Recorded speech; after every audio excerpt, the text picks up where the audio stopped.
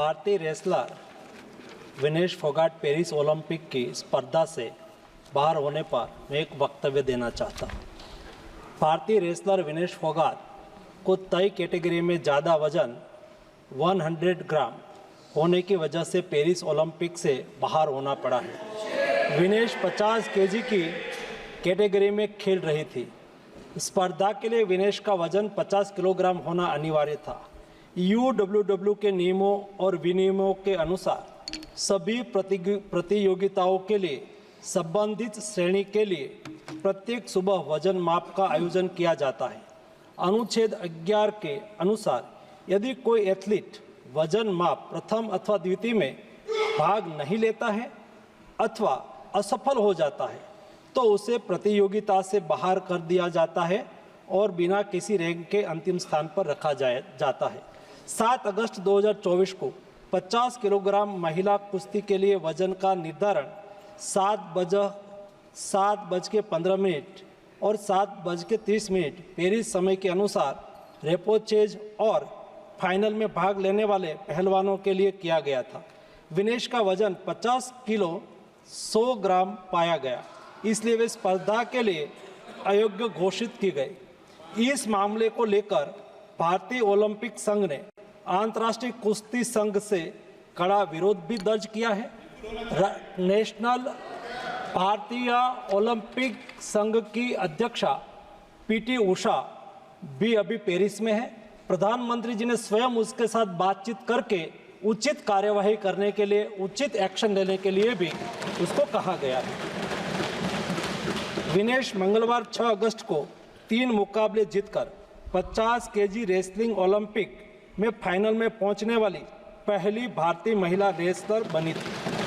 Semifinal में उन्होंने Cuba की पहलवान गुजमान लोपेजी को, क्वार्टर फाइनल में यूक्रेन की ओक्साना लिवाच और प्री क्वार्टर फाइनल में वर्ल्ड चैंपियन जापान की यूई सुसाकी को 3-2 से मात दी थी। उन्हें बुधवार 7 अगस्त की रात करीब 10 बजे गोल्ड मेडल के अमेरिकी रेसलर सारा एन हिल्डरब्रांड से मुकाबला करना था। जहां तक उनकी तैयारी हेतु सहायता का प्रश्न है, भारत सरकार ने विनेश फोगाट की उनकी आवश्यकता के अनुसार हर संभव सहायता प्रदान की है। उनके लिए पर्सनल स्टाफ भी नियुक्त किए गए हैं जो अपने क्षेत्र के विशेषज्ञ हैं।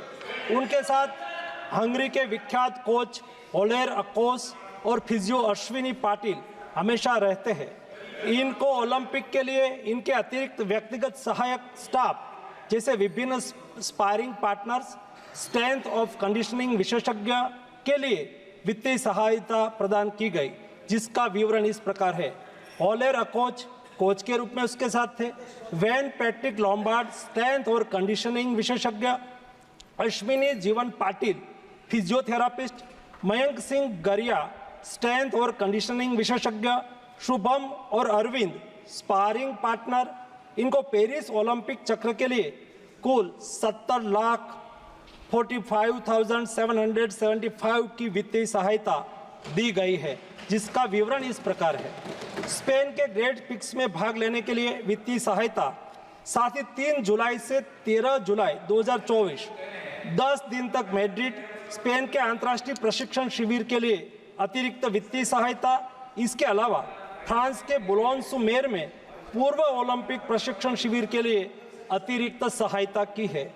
2024 अंतर्राष्ट्रीय कुश्ती संघ सेकंड रैंकिंग सीरीज में 6 जून से 9 जून 2024 4 दिन तक बुडापेस्ट हंगरी में भाग लेने के लिए और 10 जून से 21 जून 2024 तक टाटा ओलंपिक सेंटर हंगरी में अंतर्राष्ट्रीय प्रशिक्षण शिविर के लिए अतिरिक्त सहायक स्टाफ के लिए वित्तीय सहायता की है। स्ट्रेंथ और air conditioning coach mister Wayne Patrick Lombard के लिए टाटा ओलंपिक सेंटर हंगरी में 10 जून से 21 जून 2024 11 दिन तक अंतर्राष्ट्रीय प्रशिक्षण शिविर में भाग लेने के लिए भी वित्तीय सहायता की है।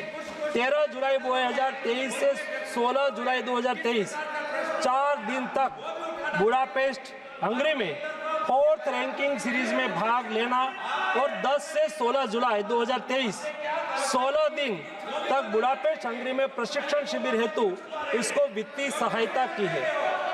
वेलनेकेन बुल्गारिया में 10/11/2022 से 3/12/2022 तक प्रशिक्षण के लिए वित्तीय सहायता दी है। उनके रिहाई प्रक्रिया के लिए आवश्यक उपकरण खरीदने के लिए भी वित्तीय सहायता की गई है। 2020 टोक्यो ओलंपिक चक्र में 1,13,98,224 रुपये का आर्थिक सहयोग उसको किया गया था। 224 पेरिस ओलंपिक चक्र में भी टारगेट ओलंपिक पोडियम स्कीम में 53,35,746 और वार्षिक ट्रेनिंग एवं स्पर्धा कैलेंडर में 17,10,000 कुल मिला के 17,45,775 रुपया हमारे खिलाड़ी को आर्थिक सहायता करके उसको सक्षम करा गया।